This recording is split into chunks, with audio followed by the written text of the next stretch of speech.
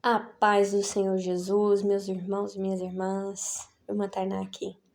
Pessoal, e hoje nós estamos no nosso terceiro episódio da nossa série Bastidores da Traição. Pessoal, prestem atenção no relato da nossa irmã de hoje, sem julgamentos, sem apontamentos, porque essa história aconteceu há mais de 20 anos atrás. Cada um de nós colhe aquilo que planta. A irmã plantou até mesmo sem saber. E hoje ela colhe as consequências daquilo que aconteceu lá no passado. Então, se você conhece alguém que possa ter uma história parecida, envia para essa pessoa, compartilha, segue, curte, compartilha e comenta. Fiquem agora com o relato da nossa irmã. Amém? Vamos lá, vamos para o meu testemunho. Quando eu tinha 20 anos, eu queria muito fazer uma universidade. Na época, não era como hoje, que não estuda quem quer, quem não quer, na verdade, né? Não estuda quem não quer. Na época não tinha ProUni, SISU, FIES, esses programas do governo. E entrar numa universidade pública, para quem tinha saído de uma escola pública, era praticamente impossível. Não tinha cota, não tinha nada. E na minha cidade só tinha PUC, que é uma universidade muito, muito cara, e uma universidade pública. Hoje não, hoje tem muitas universidades, mas e com os programas do governo fica mais fácil. Mas naquela época era muito difícil. Então, em resumo, eu saí de casa, fui para outro estado, fui para casa de uns tios, porque os meus pais, nós éramos muito pobres, muito mesmo. A gente não tinha condição de nada. Meu pai não tinha condição de pagar um cursinho para vestibular para mim. E eu fui morar com esses tios, porque a minha tia era dona de um cursinho, era sócia, né, em um cursinho pré-vestibular, em uma das capitais do país. E ela falou: vem, que a gente abre as portas. E eu fui, e lá nós tínhamos eu tinha de tudo. Eu tinha cursinho de manhã e eu tinha aulas particulares na parte da tarde. E tudo grátis. E eu estudava muito, eu estudava tipo 14 horas por dia. É legal dizer que eu fui uma menina criada numa criação muito rígida, dentro da igreja, porém eu estava dentro da igreja, mas a igreja não estava dentro de mim. Uma criação muito, muito, muito rígida, onde tudo era pecado, tudo era errado, tudo era vergonha. Aos 20 anos eu não conhecia um cinema por dentro. Meus pais não deixavam eu ir. Então, quando eu me vi sozinha numa outra capital, aí eu fui conhecer o mundo.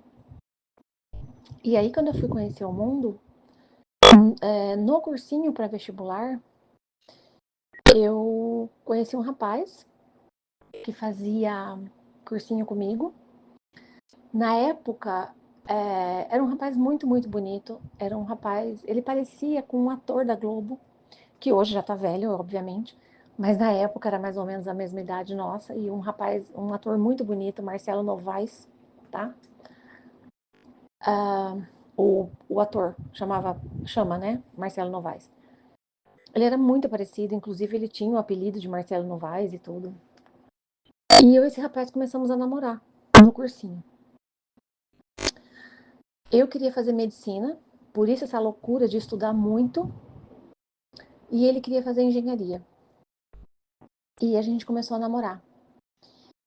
E ali eu realmente me perdi das coisas de Deus, eu abandonei a igreja, eu até fui na igreja lá nesse outro estado, mas eu abandonei as coisas de Deus e eu comecei, e a gente começou a ter uma vida sexual ativa, tá? E mais ou menos no meio do namoro, eu questionei esse rapaz. Por que, por exemplo, ele sempre me encontrava no sábado à tarde, mas ele nunca me encontrava no sábado à noite? por que aos domingos a gente nunca se encontrava. E ele sempre me dava uma desculpa, sabe? Ah, é porque a gente tem que estudar, ah, é porque no sábado eu tô muito cansado, ah, é porque eu trabalho à noite. Ele realmente trabalhava à noite, tá? Nós fazíamos cursinho de manhã. Mas ele tinha folga, né? E nem na folga ele me via à noite. E aí um dia eu apertei ele e ele falou pra mim, ele falou, olha, eu tenho uma namorada de muitos anos, a gente namora há muitos anos, e eu vi você no cursinho, eu gostei de você, a gente começou esse namoro, eu tô super na dúvida, tô confuso, eu não sei se eu quero ficar mais com ela, eu não sei se eu quero ficar com você, você tá conquistando meu coração, aquele papo de homem, quando não tem caráter, né? Porque eu sei que tem homem que tem caráter. E aí, apesar de ter ficado muito brava, apesar de ter chorado muito e ter terminado com ele, depois ele foi atrás de mim no cursinho, falou, me dá um tempo, eu tô pensando, eu te falei que eu tô em dúvida entre vocês duas, você tá conquistando meu coração, não sei o que, blá blá blá. Eu, como aquela menina boba, apaixonada, senti a pressão de ter perdido a virgindade. Minha cabeça foi a mil, não sabia o que eu fazia. E aí eu comecei a fazer loucuras por causa desse rapaz. Primeiro, eu aceitei ficar com esse rapaz, mesmo sabendo que ele tinha uma namorada. Segundo, eu engravidei, mas eu não engravidei por querer, tá? Foi uma surpresa a gravidez, tá? Eu não esperava ficar grávida, ainda mais com a família super, super religiosa e conservadora que eu tinha. Eu não esperava realmente ficar grávida. E quando eu contei pra ele que eu estava grávida, ele falou, tá, deixa eu pensar. Eu vou pra casa e vou pensar. E ele chegou em casa, ele contou pra família dele. E a família dele sugeriu, aconselhou que a gente fizesse um aborto. E a mãe dele foi a única que foi contra, mas o pai dele, a avó dele e a irmã dele sugeriram e aconselharam que eu fizesse um aborto. A irmã dele chegou a me ligar para pedir para eu fazer o aborto. Falou que ia ser muito melhor para minha vida, eu estava estudando, que um filho agora ia acabar com a minha vida e não sei o que, etc. Ele falou que pagaria. Na época, gente, a minha filha tá com 28 anos. Na época, a minha filha. Na época, quer dizer, desculpa. Na época, um aborto custava R$ 750. Eu não lembro se era reais ou se ainda era o RV. Nossa, os mais novos não vão nem saber o que é isso, o RV. Enfim, eu me neguei a fazer esse aborto, porque apesar de estar vivendo uma vida longe da igreja e maluca, eu não tive coragem, né? Eu sabia que era assassinato. E eu nunca vou me esquecer do dia que eu falei pra ele assim, eu não vou fazer um aborto. E ele falou pra mim, não. Eu falei, não. Ele falou, então você vai ter essa criança sozinha. Em resumo, não tinha leis na época, tá? Um ano após o nascimento da minha filha é que veio o DNA de uma forma assim concreta mesmo e que veio a lei de que a partir do DNA o homem seria obrigado a assumir, a registrar a criança e pagar a pensão e tudo mais.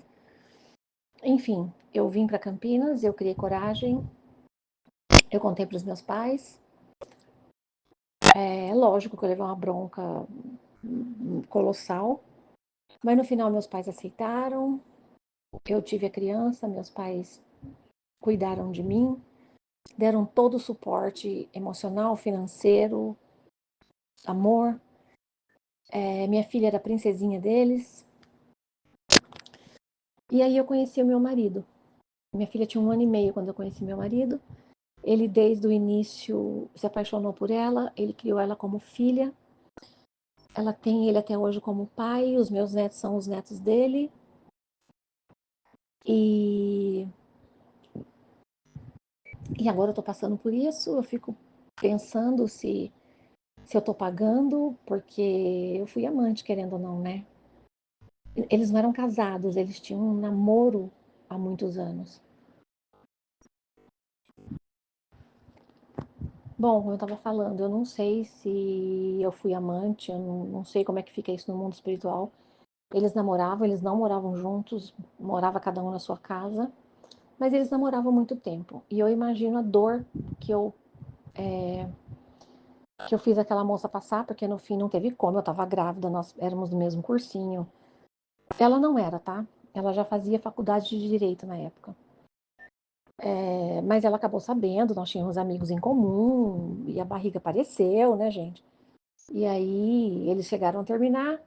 No final eu sei que ele conseguiu convencê-la, eles voltaram e eles são casados até hoje. Casaram e estão juntos até hoje. Enfim, é, não sei se eu fui amante, não sei se é por isso que eu tô pagando. Eu falo que eu não sei se eu fui amante porque eles namoravam, eles nunca foram casados, nunca nem moraram juntos. Só depois que eles se casaram mesmo. Mas eu posso estar pagando a dor que eu fiz essa moça passar, né? De saber que além do namorado tê-la traído, ainda gerou um fruto disso aí, né? E é essa a minha história. Sinto que estou pagando. A paz do Senhor Jesus, meus irmãos, que relato emocionante da nossa irmã. Irmãos, não estamos aqui para julgar ninguém, nós estamos aqui para acolher vidas, acolher almas. Naquele momento onde aconteceu isso tudo, a irmã não sabia, mas ela estava realmente, né, se tornando amante de um rapaz. Então, pessoal, eu creio que os planos do Senhor foram cumpridos na vida dele e os planos do Senhor também serão cumpridos na vida da nossa irmã. Ela está buscando pela restauração do casamento dela, pela restituição. Eu creio que Deus vai fazer a restituição na casa dela. A nossa irmã é uma das mais empenhadas lá no grupo, me ajuda bastante, está sempre presente comigo. É uma pessoa que está sempre lhe dando uma voz de apoio, ajudando as outras pessoas, dando bom testemunho, levantando o pessoal lá no grupo, né? Se você quer participar do nosso grupo de WhatsApp, aqui na descrição do vídeo tá o link do grupo. Vem participar com a gente. Deus sabe que você hoje quer fazer parte desse projeto. Amém? Que Deus abençoe, meus irmãos. A paz do Senhor.